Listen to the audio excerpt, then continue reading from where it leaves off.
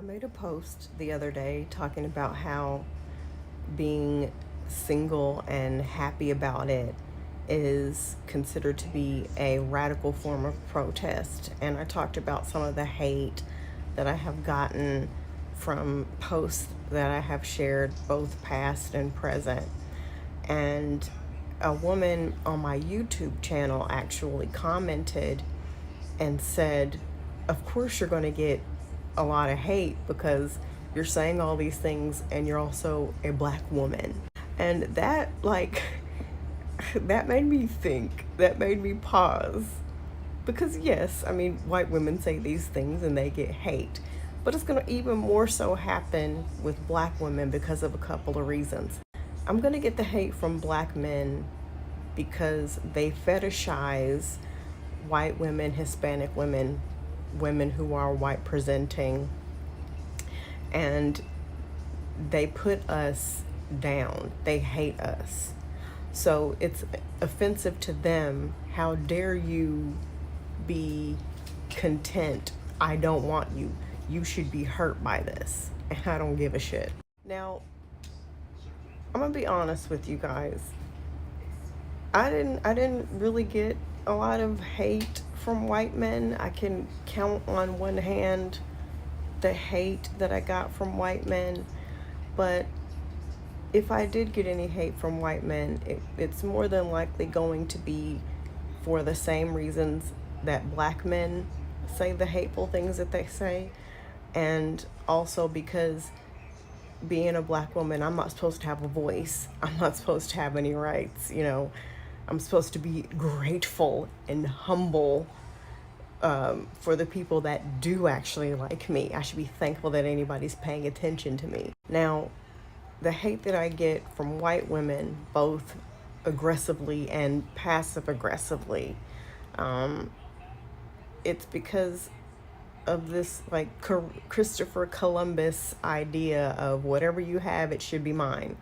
If you're happy and I'm not happy, that makes absolutely no sense. The same reason for white men, you need to be humble and you need to stop bragging and talking about it. If I'm not happy, nobody's supposed to be happy.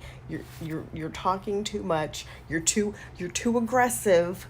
You're too blunt. And that's where you get the people, like, there's people on the internet who are too, and they're talking about me. I've had white women tell me I have a bad attitude. I'm too sharp, I'm too much, I'm too something. And it's also because they don't like a black woman speaking with confidence and authority, because I shouldn't have that. Now, with the hate I did get from black women, there's this myth that black women are not submissive. Okay.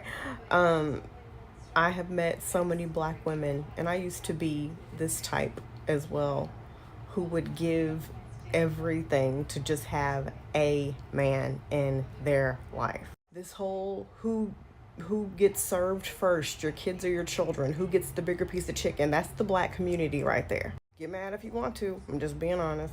And statistics show that we have the highest domestic violence rates because we put up with the most shit. We know that black men don't want us, so that if we get one, we gotta hold on to it because black love has to prevail. A lot of us grew up very religious, and the man is the king of the house. And then they see me not wanting to do that, and it's just shining a mirror to their faces that doing all this stuff is not working. But they're programmed to believe that it has to.